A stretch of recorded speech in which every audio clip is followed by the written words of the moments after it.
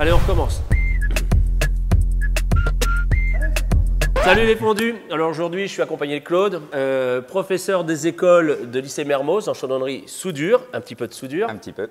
Aujourd'hui, on va vérifier que le matériel fonctionne correctement avec de la maintenance de base. Alors maintenance de base, on peut aussi appeler ça maintenance premier niveau. Exactement. C'est un terme un peu pompeux, mais qui nous permet à tout soudeur d'harmoniser le poste entre les galets, qu'il n'y ait pas d'impureté dans les gaines. Enfin, on va voir ça en détail un peu plus tard. Exactement. Bon bah c'est parti.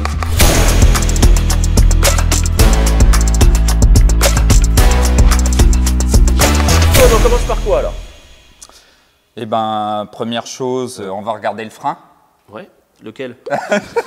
Qu'est-ce que tu appelles un frein? Parce que moi, j'y connais rien en soudure. La bobine, une fois qu'elle est déroulée, une fois qu'on appuie sur la gâchette, que le fil se déroule, dès qu'on arrête, il y a une inertie. Donc cette inertie fait qu'elle va légèrement se détendre. Pour éviter, s'il y a trop d'inertie déjà, c'est que ça risque de faire une boucle. Bah, là, c'est sûr, ça pétarade. Inclusion, poussière, tout ce que... Donc le frein, c'est cet élément-là. C'est cette petite vis, là, à l'intérieur, qui nous permet de serrer plus ou moins. Donc quand on serre le frein, là, ici, ça devient de plus en plus dur. D'accord? Donc ça, c'est ce qui va permettre à la bobine d'être freinée. Crac, et c'est dedans. Exactement, t'es bien. Bien. Impeccable. En même temps, tu ne peux pas beaucoup te tromper. Hein. Non, avec un détrompeur. Donc après, vous remettez l'écrou de serrage. Alors l'écrou de serrage ne serre pas le frein, lui vient juste plaquer la bobine. Avant, je vais refaire quand même un petit test. Il faut, pour les personnes, les non-initiés, il faut quand même une petite résistance. Parce que vous vous doutez bien, ou vous ne vous doutez pas, mais quand vous allez tourner, il y a quand même de l'inertie qui va se faire. Alors, moi, je vais insérer le fil dans le guide fil, là. OK. Qui va suivre les galets, qui va sortir avant la torche en raccord euro. Et quand on va pas te faire mal aux doigts. Il faut couper le bout pour pas qu'il soit tordu. Toujours. Voilà, tu fais gaffe de ne pas l'envoyer dans les yeux. Et surtout, on lâche pas la bobine. Parce qu'il se passe quoi si je lâche la bobine? On le fait? Allez, on le fait. Et c'est parti. Voilà. Et ça, et encore, il l'a arrêté, hein, parce que sinon, ça se déroule pratiquement entièrement. D'ailleurs, c'est une bobine de 200 mm et 0,8 mm en diamètre. Ça fait combien de mètres linéaires? Oh, ça y est, on ouvre la partie sur les calculs. 900 mètres, il y a à peu près. Bon, à peu près 900 mètres. Et pourquoi le fil et la couleur, bien principalement, pourquoi il a la couleur cuivrée comme ça? C'est pour l'oxydation. Pour que le métal d'apport, en fait, par l'humidité de l'air, dans les chantiers, en stockage dans les ateliers, ne s'oxyde pas. D'accord. Et il y en a qui n'y sont pas. Non. Mais c'est sur du fil un peu plus qualitatif aussi, mais il faut l'utiliser rapidement. Tu renroules. Je peux pas, bordel. Putain, mais tu sais que je suis radin en plus. Alors si je le coupe là, par contre... Bah, faut le retenir. Faut le retenir. Parce que sinon, c'est reparti pour un deuxième tour. Donc ça, qu'est-ce que je fais? Je le mets là? Tu l'insères. Voilà. Ça, c'est libre apparemment. Ça, c'est quoi ça? Attends, je vois pas bien. C'est le galet. C'est le galet fou, ça. C'est le galet fou. C'est un roulement, en fait. Voilà, c'est un roulement. Sur certains postes, c'est un galet rainuré. Hein. Ça va dépendre des générateurs. Ok. D'ailleurs, pourquoi j'ai deux gorges là? Eh oui, justement. Donc, généralement, on a deux tailles sur un galet. Et là, je peux le démonter. Là, apparemment, il y a une molette. Vas-y. De toute façon, là... Là, je peux lâcher le fil, là? Oui. Il ne va pas me revenir dans la figure? Non, parce qu'il est inséré de plus de 10 cm, donc il va se tenir. Alors, effectivement, il y a marqué 0,8 et 1 mm. Il peut y avoir de la limaille dedans, du fait qu'il y a un frottement fer-fer, quoi. Acier-acier. Ok, et ben on va le nettoyer et on va le mettre du côté... Alors, de quel côté? Alors attention, parce que ça, c'est du grand débat, ça. Ouais. Souvent, on dit celui qu'on voit, c'est celui qui est à l'arrière. Et c'est à 90% des cas, c'est ça. Mais pas là. Mais pas là. Donc, en clair, il faut le mettre comme ça. Vérifiez bien que votre gorge correspond à votre diamètre de fil. 0,8, on prend la gorge la plus fine sur ce galet-là. Si c'est un mono-rainure, on ne se pose pas la question. Et s'il se trompe, il se passe quoi? Du côté où c'est le plus fin, ça risque à long terme d'endommager le galet. C'est à moindre perte. Inversement, si la gorge est plus large, bah là, vous allez avoir un défaut dans votre soudure. Pas de l'air humide. Non, mais clairement, il faut faire attention à ce genre de truc. Un petit coup de soufflette dedans. C'est toujours mieux. Pour enlever toute la limaille. Maintenant, on va vérifier, à mon avis, tout ce qui est raccord gaz. Donc là, sur celui-ci, on a un raccord rapide, ce qui n'est pas le cas de tous les postes. Donc là, c'est assez facile. Mais à chaque fois qu'il y a quelque chose, un raccord, un écrou et tout, il faut toujours au moins vérifier une fois qu'il n'y ait pas de fuite. Et fuite de gaz, Donc forcément, mauvaise qualité. De la perte. Et puis ça coûte cher. Ouais, ça fait partie des choses les plus chères, le gaz, sur le procédé de soudage. Donc autant vérifier depuis le départ. Donc là, je ferme la cabane. Et encore plus quand vous avez des jeunes, ça évite qu'ils prennent une pince multiprise et pas la clé adaptée et puis qu'ils flinguent les raccords. Alors, ça s'appelle un mano détendeur. On doit en avoir un forcément. Il faut se détendre. Si tu n'en as pas besoin, c'est qu'il y a déjà un mano dessus. Ça fera l'occasion d'une autre vidéo. Hop. Qu'est-ce qu'on fait avant de mettre le mano? Je sais pas, tu vas me le dire. La bouteille peut être stockée à l'extérieur avec l'humidité, changement de température. Ça va créer de la condensation. Qu'est-ce qui se passe si tu mets donc ton mano directement sur ta bouteille et que tu ouvres le gaz? Ça risque de faire une micro-goutte de condensation qui va partir à l'intérieur et c'est des tamis très très fins. Donc du coup, ça va boucher, obstruer le débit de gaz. Faut purger. T'as essayé? Bon, du coup, je peux le mettre ou pas là? Oui, là maintenant tu peux. Allez. Et ça se sert comment? Ça se sert à la main? Ça se sert à la main et un petit coup de clé juste vraiment pour serrer et on va le voir justement au détecteur de fuite. On va faire tiens l'expérience. Tu le serres à la main. T'entends? Ça s'est déclenché. Ah, il y a une fuite. J'y passe. Ça s'appelle quoi ça? Du détecteur de fuite, plus communément appelé mille-bulles. Si vous n'en avez pas, ça marche aussi avec de l'eau savonneuse. Mais ça, c'est mieux parce que ça fait une petite pellicule. Double fuite. Donc ça peut provoquer quoi ça? Des coûts supplémentaires. Oh oui, ça c'est clair. Bon, du coup, Claude, je ferme la bouteille. Tu fermes la bouteille. Et là, je prends donc ma clé. Ta clé et un tout petit peu, tu serres, tu maintiens le mano, ça évite que ça tourne. Clac. Pas besoin d'en mettre de trop. On va se mettre de ce côté-là. Bon là, a priori. Alors voilà, le problème il est réglé. Juste le petit coup de clé pour verrouiller le système. Ça sert à rien en fait d'ouvrir la bouteille à fond. Un petit quart suffit, vous n'allez pas avoir plus de débit. Les novices, généralement, font ça. Ils dévissent parce qu'ils veulent aller jusqu'au bout.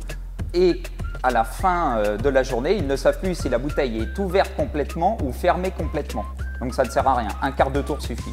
Donc là, tu ouvres, clac, tu vérifies, pas de fuite. Pas de fuite. On est bien, on est au taquet. On met un petit coup de chiffon derrière. On va vérifier déjà que c'est tous les accessoires qui soient corrects. Oui. Ça paraît rien, mais la buse. Non détériorée, nettoyée. Voilà, donc la buse, soit vous avez une pince de soudeur. Voilà, ce qui permet de la nettoyer comme ça. Voilà. Soit, moi ce que je propose, c'est une petite tige filetée et de faire ça. Et ça permet de la nettoyer. Et là, ça permet de voir que ça tombe. D'ailleurs, le plus efficace, c'est une queue de rat. Il y a une lime, du coup, c'est de l'acier trempé. Dès que vous passez à l'intérieur, tout saute. Bon, donc du coup, on récupère la torche que Christophe a démontée au niveau de ses accessoires. Alors là, on va s'occuper de la partie interne. La partie interne, donc vous avez ici un écrou qui permet de serrer la gaine à l'intérieur. Tiens, bah Christophe, viens donc m'aider au lieu de rien branler là. Ah bah normal, hein. C'est qui le patron? Qu'est-ce que je fais?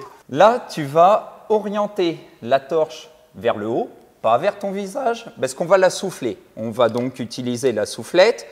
Il faut que la gaine soit droite. C'est très important. Si vous êtes tout seul, vous l'appuyez sur un établi de manière à ce que ça soit droit, que ça ne fasse pas de U. Et surtout pas de boucle. Je ne sais pas, on peut peut-être la défaire pour faire voir aux gens? Pourquoi? Parce qu'il existe différentes gaines. Des gaines téflon, des gaines carbone, des gaines comme des gaines de vélo qui ne sont pas protégées. Donc comme on ne sait pas ce qu'il y a dedans, si on la sort et que c'est une gaine simple, en la sortant, les micro-poussières vont se mettre à l'intérieur. D'accord? Tu m'apprendras des choses. Et on remontera le tout et on soufflera une dernière fois pour être bien sûr. Donc là, on souffle là? Pas par là. On souffle par là, toujours dans le sens d'évacuation. Il faut que je dégage en fait. Bah oui, faut au moins que tu te tendes. D'accord, ok. Tends-toi Christophe, tends-toi. Ça va, vaut mieux peut-être que je reste là. Reste là, effectivement, donc moi je me pousse, je me retire, mais on t'entend toujours tend. Malheureusement. Tu es prêt? Ouais. Donc une fois qu'on a soufflé, on tire la gaine. Alors c'est super, déjà c'est une gaine qui est téflonnée jusqu'au bout. La plupart des gaines standards, elles n'ont que 50 cm de protection au départ. Donc là, on voit bien que la gaine est super propre. Alors quand vous faites ce genre d'opération, vous évitez de le faire au sol, que ça reprenne de la poussière, forcément. Arrête de te moquer. Une fois qu'on a soufflé la gaine, une première fois, deuxième étape, on souffle que le corps. On y va. Regardez bien encore, il peut y avoir encore des traces. Et non. Parce que mon matériel, il est propre. Du coup, on va réinsérer maintenant la gaine à l'intérieur. Donc, quand vous l'insérez, vous faites attention déjà de ne pas plier. au point de départ déjà parce que ça peut bloquer et surtout quand on va arriver à la fin, Christophe va nous faire un joli mouvement de poignet au niveau de la rotule pour pas que ça bloque. C'est là la rotule. Ça bloque. Donc un petit mouvement au niveau de la rotule, ce qui nous permet de l'insérer jusqu'au bout. Encore. Non, c'est bon. C'est bon. Elle est arrivée là. Donc elle est arrivée au bout. Donc là c'est bon. Il faut qu'elle arrive à ras. Ok, nickel. Donc ça, on met de remettre. l'écrou qui permet de verrouiller. J'ai déjà remarqué qu'à des fois ils peuvent être aussi en plastique. Hein. Oui. C'est pour ça qu'il faut faire attention de ne pas le serrer avec des outils, sinon ça casse vite. Tiens, tu vois, on le voit bien. Nickel, on remonte tout? On remonte tout. Allez, c'est parti. Manifestement, le truc, il a l'air bien, mais on va le vérifier quand même. Donc, tu prends un petit bout de fil, du même diamètre. Hein. Oui, obligatoirement. Tu fais ça. Ça permet de vérifier, justement, si le tube contact est calibré. Voilà. Après, si vraiment il s'arrête en pleine descente, là, ce qu'il faut faire, c'est le changer. Hein, parce que ça vaut pas très cher. Donc, on va se servir du fil qui sort pour l'introduction dans la gaine. Ça évite que le gars, il force et il plie le fil. S'il l'avait laissé sorti, on va dire d'1 centimètre, il aurait très bien pu le plier et ne pas savoir d'où vient le problème. Donc là, ça va nous permettre une introduction facile. On est d'accord, il y a un détrompeur. Il y a un détrompeur aussi. aussi. Je peux pas me tromper. Non, tu ne peux pas te tromper. Donc dès que ça va s'insérer, il n'y a plus qu'à visser. Ok, ça sert quoi avec la molette? Non, à la main, toujours. Alors du coup, on a tout remonté. Oui. Ça paraît logique. Donc maintenant, ce qu'on va faire, c'est qu'on va mettre le poste sous alimentation et on va faire dérouler le fil. À l'intérieur. De façon à serrer les galets. Tout à fait. Pour le patinage des galets et puis revoir en même temps le frein. Parce que ça, c'est un des problèmes de l'utilisateur un peu novice, c'est qu'il ne règle jamais ses galets. Et soit le fil il pétarade, soit le fil il sort pas. C'est ça, ça crée des défauts, dans obligatoirement. Dans les deux cas, ça fout la merde. Et surtout, ne pas mettre les mains ou les yeux en face. Ouais, c'est clair, hein, parce que ça perce tout. Hein. Là, ça arrive, on le sent au niveau de la rotule. Et hop, ça est sorti. Clac. Le tube contact. M6, le filetage, il y a du M6 et du M8, voire d'autres diamètres. Mais comment on vérifie la tension des galets? Moi, j'ai une solution. Maintenant, dis-moi la tienne. Alors, moi, tout simplement, pour vérifier la tension des galets, déjà, ce qu'il faut, c'est que la gaine elle soit bien déroulée, forcément, qu'il n'y ait pas de freinage à l'intérieur de la gaine. Il me faut la buse. S'il te plaît, Christophe. Donc, je remonte la buse, je laisse le fil dépasser d'à peu près 10 cm, je le plie le long de la buse. C'est la même technique que moi. Je maintiens, il n'y en a pas 50 en même temps. Quand je vais appuyer, le fil doit légèrement faire une boucle et patiner par la suite. Ça veut dire que là, vous avez le bon réglage pour un bon court-circuit. Si ça fait une boucle beaucoup trop forte, ça veut dire que votre métal, il va pousser à l'intérieur. Vous aurez un mauvais réglage. Et à l'inverse, si ça patine, c'est pareil. Vous allez avoir des défauts dans votre passe de pénétration. Attention pour autant que ton fil sorte de ta main. Ouais, c'est important. Qu'elle ne soit pas au niveau de tes doigts. Non, parce que sinon, ça risque de te... Faut pas 2 cm. Donc, on y va. Je le maintiens et j'appuie. Et là, on voit que la boucle se forme légèrement et ça pousse, mais ça patine. Donc là, il est super bien réglé. Pour moi, là, c'est parfait. Voilà. Si ça ne sort pas, on est d'accord, c'est pas serré. C'est pas assez serré. Donc, si c'est pas assez serré, on retourne un petit peu la petite molette qui se trouve à l'intérieur. Ok, on peut fermer la boîte là? On peut fermer la boîte maintenant.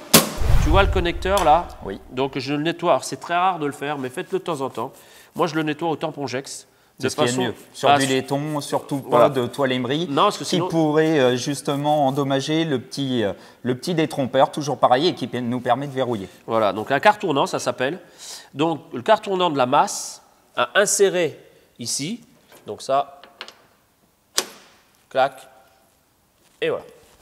Ce qu'il faut savoir, c'est que dans le monde du soudage, la masse, c'est un terme impropre. Le vrai terme, c'est retour de courant, car il peut être positif ou négatif. Parce que là, on est sur un semi-auto avec gaz, effectivement, donc la masse, elle est au moins. Mais si on est dans le cas d'un fil fourré sans gaz, parce que les gens utilisent souvent ce procédé-là. Donc on inverse la polarité. La polarité peut être inversée. Bon, impeccable, Claude. Ça y est, on est prêt à souder. Bon, ben voilà. Non, mais on a vérifié un certain nombre de choses, c'est important. Donc maintenant, il n'y a plus qu'à tester. J'espère en faire une vidéo bientôt avec toi, mon petit. Moi aussi. Et puis, je vous dis à bientôt. Ciao. Salut.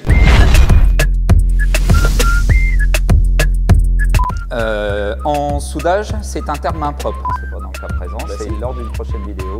La masse, c'est un terme impur. Là, ça y est, on a les fachos. Là, ça y est, c'est parti, mon petit gars. Ferme la boutique, ça va flamber, ça.